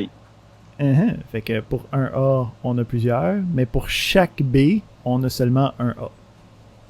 Hein, donc c'est comme ça qu'il faut le lire. Pour chaque B, on a juste un lien vers un A, on est correct.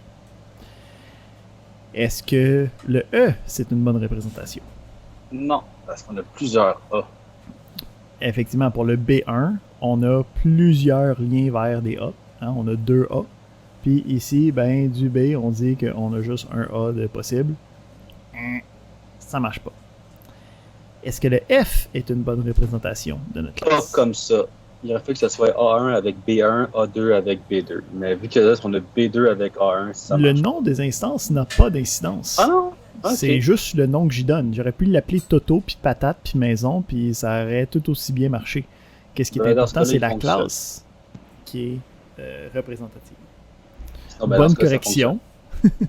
Donc ici, ce qu'on a, c'est deux paires d'instances qui sont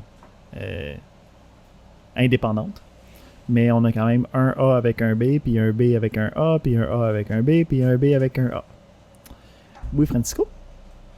J'aime beaucoup la remarque de JF. J'avais même pas vu les identifiants des objets. Merci, JF. Et j'avais, dans ce que j'ai rédigé, j'avais écrit pour B, oui, parce qu'un enfant a un seul parent. Mais maintenant, je me rends compte que je ne devrais pas utiliser enfant et parent. N'est-ce pas? Non, effectivement, il n'y a pas de... Enfant-parent, c'est pour l'héritage. Ici, c'est juste des relations. Okay? Ça fait que c'est des partenaires de la relation. Il n'y a pas il a pas de sens qui vient avec. OK. Excellent. On avance. Non, cette question-là n'est pas assez pertinente parce qu'il y a un NIR dedans. On la skip. Je la trouve pas intéressante. Tu nous prépares pour je le vous l'ai vrai dit, marché là. du travail. Et voilà. J'ai essayé de mettre ça dans mon diagramme de classe en plus, moi. Yuck. Question 8. Donc là, on commence à travailler avec de l'héritage. On a un diagramme de classe qui est présenté. Fait qu'on voit ici, on a des classes abstraites A, des spécialisations A1, des spécialisations A2, qui a des liens vers C. On a des associations réflectives sur la A, puis le A peut être lié au B, puis ils ont toutes des multiplicités, puis en tout cas plein de choses. Fait que, avec ce diagramme-là, j'ai 4 affirmations différentes. Les affirmations sont soit vraies ou soit pas représentatives de qu'est-ce qui peut se passer, donc soit fausse. Fait qu'encore une fois, pour chacun, je veux savoir est-ce que ou en fait lesquelles des différentes affirmations sont vraies. Fait que on se donne une couple de minutes pour penser à ça, puis on revient avec nos réponses. Donc, on a notre classe qui a plein de possibilités, puis on se demande chacun des différentes affirmations, est-ce qu'elles sont vraies? Fait qu'on commence avec le premier qui nous dit « Il est possible qu'un objet de A soit associé à un objet de B. » Est-ce que c'est vrai ou faux? Puis ici, quand on dit un objet de A, c'est un objet de type A. Je dirais faux parce que l'association met des membres de deux instances de la classe A. Ben ici, fais attention. C'est un A qui est associé à un B. Donc, si vous le lire dans ce sens-là ici. Ah, ok. Fait que c'est une étoile. Okay. Mais, t'as la bonne réponse. C'est quand même faux. Ouais. Pourquoi? Parce que c'est un A abstract. Ouais. Le A est abstract. Donc, j'ai pas le droit d'avoir des relations avec des objets de type A. Je peux seulement avoir des relations avec des A1 ou des A2 qui vont être capables de faire tout ce que A est capable de faire. Mais A tout seul, un objet de type A, n'a pas le droit d'exister dans mon système. Fait que c'était faux parce que A est abstract. Deuxième, le B, on dit un objet de A1 ou un objet de type A1 peut être associé à un objet de type A2. Est-ce que c'est vrai ou c'est faux? Moi, je dis vrai. Pourquoi? Parce que, encore une fois, je perds les Pourquoi il n'y a pas de lien entre A1 et A2? Ouais, mais l'abstract, tu vois que dans la classe A abstract, il peut faire une boucle, comment t'appelles ça? Une association réflexive. Réflexive, merci, c'est ça. Fait que voilà, puis si ça appartient à la mère, c'est que ça appartient aussi aux enfants. Et voilà. Donc, effectivement, les spécialisations de A héritent de toutes ces associations. Donc, on est capable d'associer des A vers des A de tout type. Les A1 et les A2, les deux, c'est des A. Donc, je suis capable de faire des liens entre des A1 et des A2 ou des A2 et des A1. OK? Parce que c'est toutes des A. Donc, un objet de A1 peut être associé à un objet de A2. C'est totalement vrai. À cause de l'héritage de l'association réflexive de A. On continue avec notre C. On dit des objets de classe B peuvent être associés à des objets de classe C et des objets de classe A2. Donc ici, on parle de une série d'instances où c'est qu'on aurait des liens entre des éléments de B, des éléments de C, puis des éléments de A2 qui sont tous reliés ensemble, indépendamment de par où ça se passe. Est-ce que c'est vrai ou c'est faux? Moi, je dirais faux, mais je suis pas sûr. Je suis pas sûr qu'on peut remonter. Ben ici, moi, en je fait, dirais vrai, mais je suis pas sûr.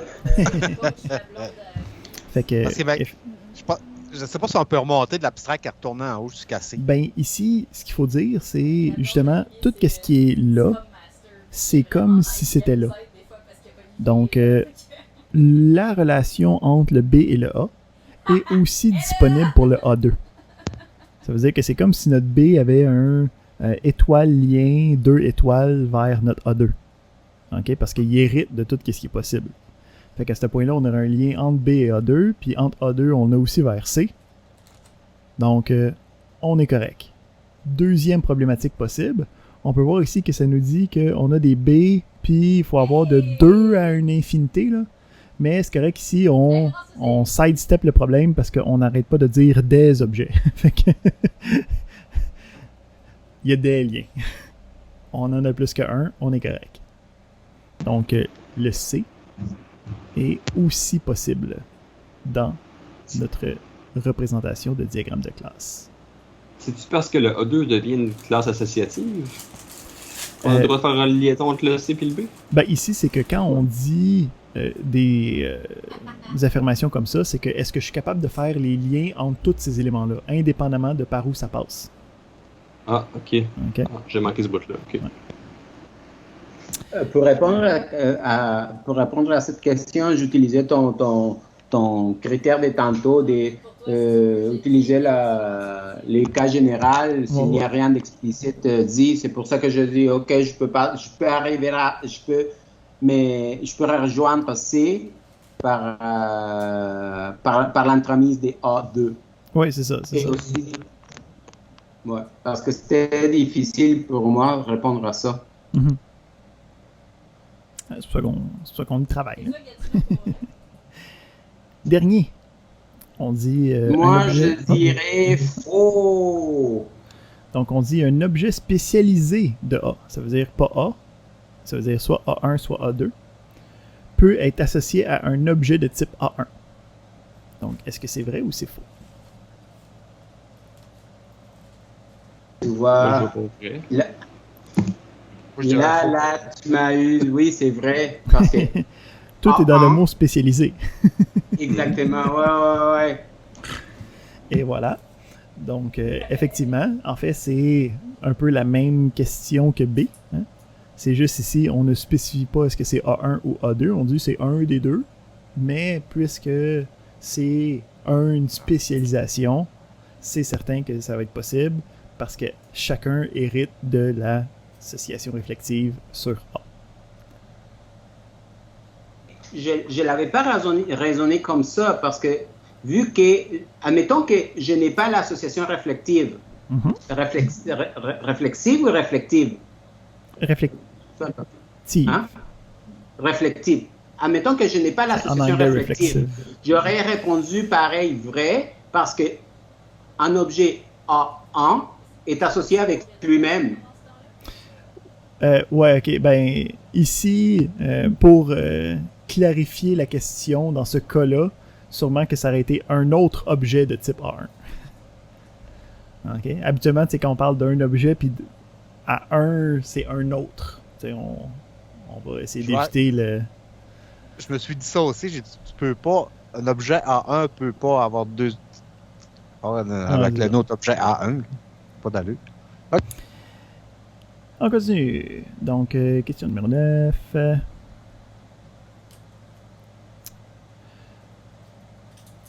On a encore une fois un diagramme de classe. Puis à partir du diagramme de classe, on a des diagrammes d'objets. Donc, à la question 9, on demande pour chacun des diagrammes d'objets, est-ce que celui-ci est conforme au diagramme de classe présenté dans la question? Donc, on a le diagramme de classe qui est ici. Puis on a les 5 diagrammes d'objets à droite.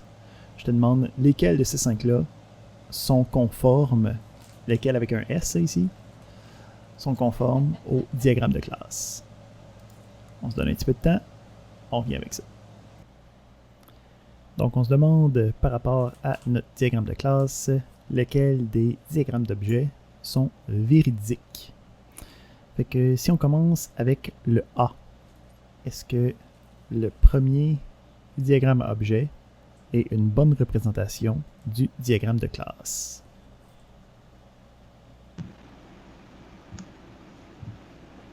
Moi, je réponds non.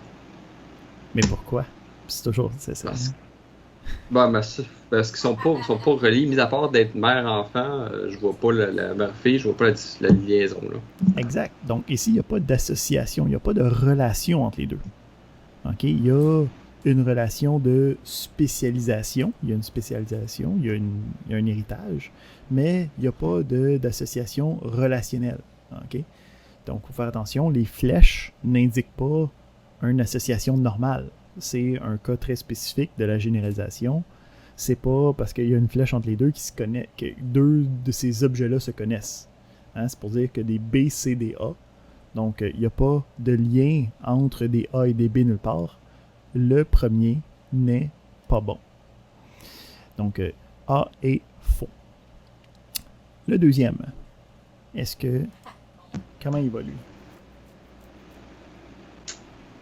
Moi, je dirais faux à cause du manque d'association entre A et C. Donc, effectivement, Il y a il n'y a pas d'association entre B d'association. et A, mais pas C. Exact. Et Puis, coupé dans l'héritage. et voilà, donc la spécialisation, hein, c'est dans un sens, pas dans l'autre. Là. Donc, la version générale n'a pas d'association, fait que c'est juste la version spécialisée, mais la version générale hérite pas de qu'est-ce que la spécialisation a, fait qu'il n'y a rien qui relie A et C. Fait que le B aussi ne marche pas. Notre C, lui, comment il va le C? Il va bien. Il va bien. Est-ce que ça veut donc dire que c'est vrai ou c'est faux? Juste le C et le D ensemble qui mélangent à cause que l'autre a deux bords. Ouais. Mais le C, là, lui, qu'est-ce que tu penses? Je vais dire oui. Ok, pourquoi? Pas de l'expliquer. Parce que je sais que le C, puis il faut qu'il y ait au moins. Ben, tu passes 0, B, 0, C, mais il faut aussi avoir un B puis un C. Les deux se connectent. Fait qu'ici, tu dis pour un Je trouve C... que les conditions sont remplies. C'est ça. Ben Pour ça, un C, pour il y un a C, un B, j'ai de ça 0 à fait- une infinité de B. Pour un C, j'ai 0 à une infinité de B. Pour un B, j'ai de 0 à une infinité de C. Ça semble bien fonctionner. Donc, effectivement, le C, on n'a pas de problème. Mais tu as bien raison, les choses se corsent pour le D. Le D, est-ce que ça représente bien ou pas bien? Fait qu'ici, c'est tout dans la... Pour un de ça, il faut que je suive tous les liens d'un seul coup. OK? Donc, d'un seul C... Pardon. D'un seul C, j'ai seulement une relation qui sort du C. Donc, ici, le fait qu'il y a deux relations qui sortent d'un C, c'est une problématique qui ne répond pas... En fait, c'est une affirmation qui ne répond pas à notre diagramme. Il aurait fallu avoir deux liens séparés pour représenter ça. Parce que le lien représente pour une instance, j'ai combien de liens entre les deux. Ben, il faudrait en fait avoir une deuxième relation entre les deux. Ah, ok. Littéralement. On n'aurait pas le choix. OK. Fait que notre D, il est faux. On termine avec le E. Comment il va le E? Il va très bien. Désolé, je suis perdu. Je n'ai pas compris de... Ah non, il peut pas aller bien. Oh, il peut aller bien. Pour le D, OK, le fait qu'il y ait deux relations, OK, fait que, admettons que je pars de mon C, j'ai deux relations qui sortent. Ben, quand je regarde mon diagramme, je vais dire, j'ai combien de lignes qui sortent de là? J'en ai juste une. Fait que d'un C, je peux seulement avoir une relation. Je ne suis pas capable d'en avoir deux. Il aurait pu avoir deux lignes entre le B et le C. C'est ça, il aurait fallu avoir un autre lien entre le B et le C pour représenter un autre type de relation.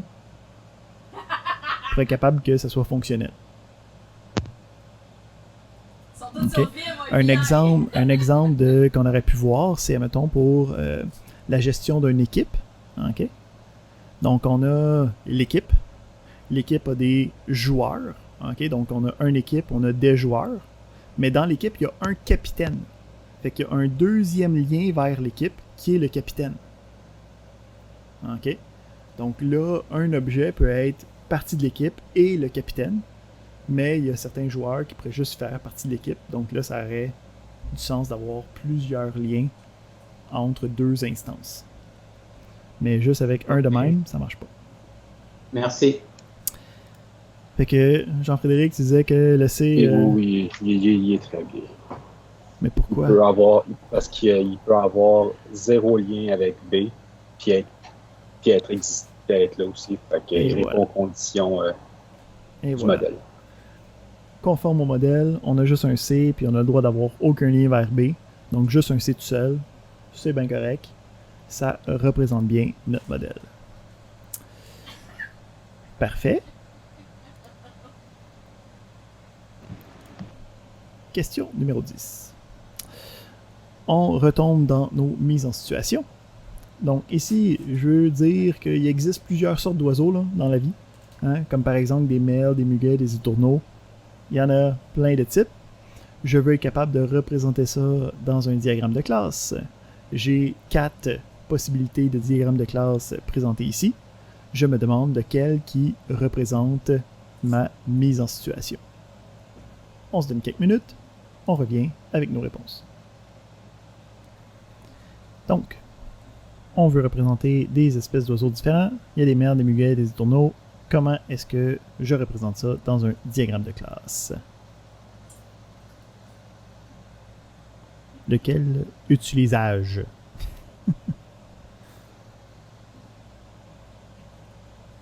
Ou lequel j'utilise pas. Hein? On peut aussi y aller par élimination. Pour le A, je dirais qu'on ne peut pas l'utiliser parce que je ne devrais pas instancier bird parce que je parle d'instances spécifiques. B, je dirais oui parce que bird est abstrait.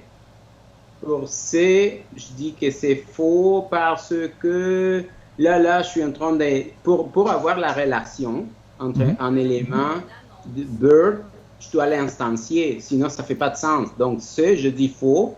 Et pour le D, je dis vrai. Parce que le type est décrit dans l'attribut. Ouais. Même s'il n'y a pas de relation, j'arrive à représenter la réalité dès l'énoncé, je dis. La problématique, c'est le mot « par exemple ». OK? Si je te dis « par exemple », est-ce que je suis en train de te donner une liste exhaustive et complète de toutes les possibilités? Non. Je suis d'accord avec toi. Donc, ici, d'avoir le B où c'est qu'on te dit « voici les 3 seuls possibles de notre liste », c'est pas ce qu'on veut. OK? Donc, c'est en fait le A qui va être notre gagnant par le fait qu'on veut avoir des oiseaux qui sont possiblement non spécifiés. OK? Qu'on ne les connaît pas, on ne les a pas encore implémentés. OK? Donc, on veut avoir plusieurs espèces d'oiseaux. Il faut falloir avoir des oiseaux qu'on ne sait pas c'est quoi. T'sais? Donc, le fait que ces deux-là sont abstracts fait en sorte que ça sort les possibilités. Le C aussi n'a pas une relation de généralisation. Okay? Il y a des associations. Ça veut dire que pour un, tu peux pas avoir quelque chose qui est abstract sans généralisation. Ça peut pas. Okay? Parce que le principe d'abstract, c'est de dire que la version générale ne peut pas être instanciée. Là, on n'a même pas de généralisation. Donc, je n'ai pas le droit d'avoir ce diagramme-là. Ça marche même pas avec les fondements de représentation de classe. Le dernier, même principe ici, puisqu'on veut avoir des oiseaux tout seuls. Hein? Je peux pas avoir quelque chose qui est un type, qui a une liste définie, que ça se peut qu'il y ait un author, ça se peut qu'on rajoute des choses ou qu'il y ait des éléments. Donc, ça nous laisse sur le A, qui est la meilleure représentation de notre phrase. Excellent. Question 11. On va la regarder ici. Question 11. Donc, j'ai un diagramme de classe. J'ai encore quelques affirmations par rapport à ce diagramme de classe-là. Je veux savoir lesquelles des affirmations sont vraies. Donc, chacune des affirmations peut être vraie ou fausse. Je veux savoir lesquelles sont vraies. On se donne quelques instants. On revient avec ça. On revient avec ça ici. Donc, on a notre diagramme suivant. On a 5 affirmations à prouver ou à déprouver. On commence avec le A qui nous dit qu'un objet de A est associé à exactement un objet de C et 2 objets de B. Est-ce que c'est vrai ou c'est faux? C'est faux. Pourquoi est-ce que c'est faux? C'est supposé être ou. Exactement. Donc, c'est un ou exclusif. Exclusif. Donc, il nous dit soit c'est 1, soit c'est 2. OK? Donc, le A est faux à cause du ou exclusif. Ensuite, on dit un objet de B peut être associé à plusieurs objets de A. Est-ce que c'est vrai ou c'est faux? C'est vrai. C'est vrai! Donc, un objet de B peut être associé à plusieurs objets de A. On a une étoile. Tout est beau. C'est conforme. Cette affirmation est vraie. Le C. Si une instance de A est supprimée, toutes les instances contenues de B, parce que c'est un losange d'agrégation, sont également supprimées. Est-ce que c'est vrai ou c'est faux?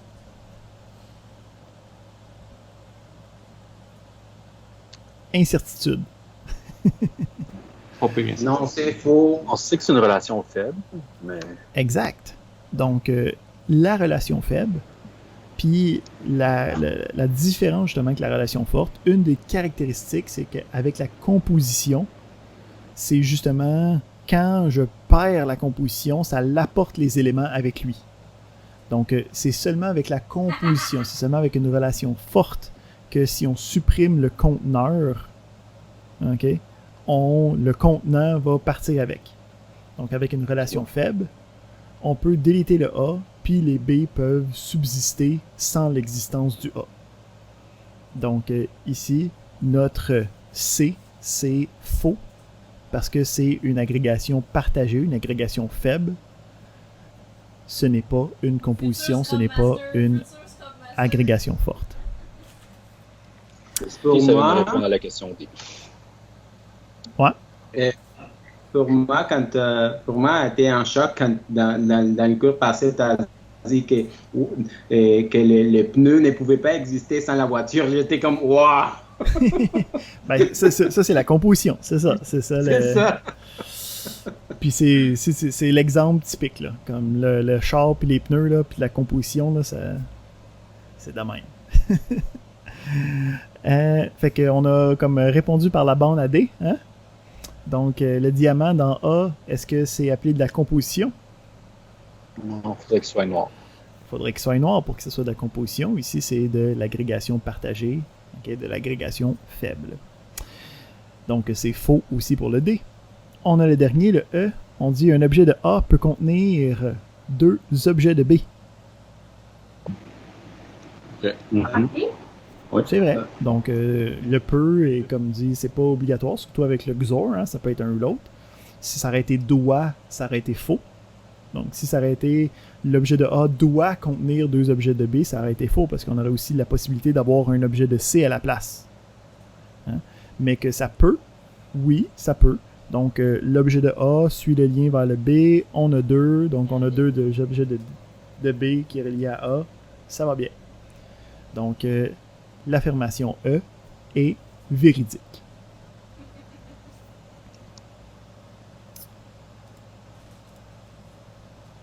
T'as une phase de pas sûr, Francisco. Est-ce que il y a une question qui vient avec?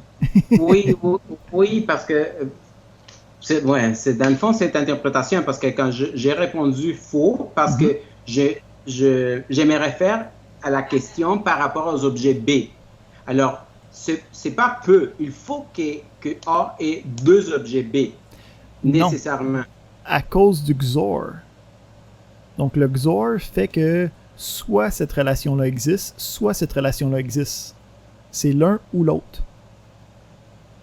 OK?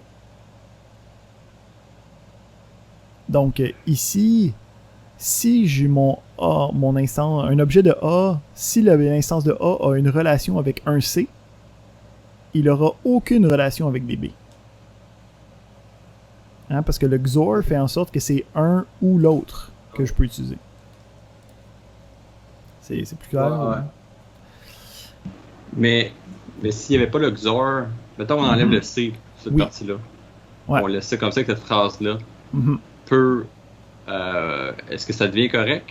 C'est correct? Quand même vrai. Okay? Puis là, ici, on essaie de pas faire. C'est ça, on essaie de pas faire des questions qui sont comme plus ambiguës, là, parce que ça pourrait être peu, puis ça peut être doit. C'est comme. Ouais, c'est ça. Est-ce que c'est inclusif la question ou exclusif? Là, mais on essaie de pas faire des questions qui peuvent être ambiguës comme ça. Là, comme la manière que je m'étais répondu, c'est comme une voiture doit avoir, mettons, 2 litres d'essence, 2 litres d'huile, ouais, c'est ça, c'est comme tu dis, elle peut aussi avoir 2 litres d'huile. Ouais, c'est ça. Est-ce qu'une voiture peut avoir 4 roues?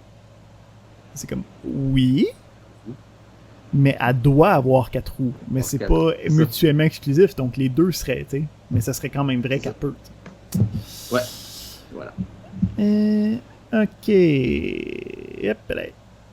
Question 12. Une dernière petite mise en situation. C'est aussi notre dernière question de la journée. On dit, bon, on veut prendre des rendez-vous à l'aveugle, là, des blind dates. Il y a exactement 2 personnes qui peuvent participer à la date. Ok, on est restrictif comme ça, là, très conservateur.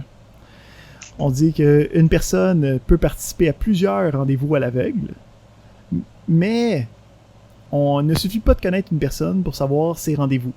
Ok, donc ça veut dire que si je connais une personne, je ne peux pas aller chercher la liste des rendez-vous à laquelle cette personne-là a participé. Donc, on se donne quelques minutes pour regarder ça. On revient avec notre réponse. Donc, pour notre mise en situation de blind date, quel diagramme représente le mieux notre mise en situation? Moi, je vais avec C. Mais pourquoi C? J'aurais avec E. T'es avec. Il y a un Il n'y a pas de E. Il n'y a pas de E. Donc, pourquoi C? Pourquoi pas les autres? Ah bon, ok, parce que premièrement, C respecte les règles de 2 personnes par date, mais qu'ils peuvent faire plusieurs dates pareilles. Mm-hmm. Puis, donc ça à cause du sens élimine le B, puis le D. Puis le sens de la flèche. Fait que les dates peuvent voir les personnes, le nom des personnes qui sont à la date, mais les personnes de la date peuvent pas voir les noms des personnes. Et voilà, et voilà. Donc, le C est effectivement notre grand gagnant. Oui, Francisco, c'est ça aussi que tu allais dire, n'est-ce pas? Oui, c'est ça. J'avais oublié de descendre la main. Fait que c'est notre C qui est le grand gagnant. Fait que ça fait le tour de notre révision sur les diagrammes de classe. Je pense qu'on est bon pour la bière du vendredi après-midi. Puis, ouais. La chaleur est là, elle est convaincante. Je sais pas, mon air climatisé a dit 22 là. Mais faut pas oublier de boire de l'eau, même si on boit de la bière à cette température-là. Considérable geste. Mon saut de stream se fait aller en tabarouette aujourd'hui. Une bière, un verre d'eau. C'est ça, Ah oui. Ça évite le mal de tête le lendemain. Et voilà. Exact. Fait que nous autres, on se laisse là-dessus. Yes.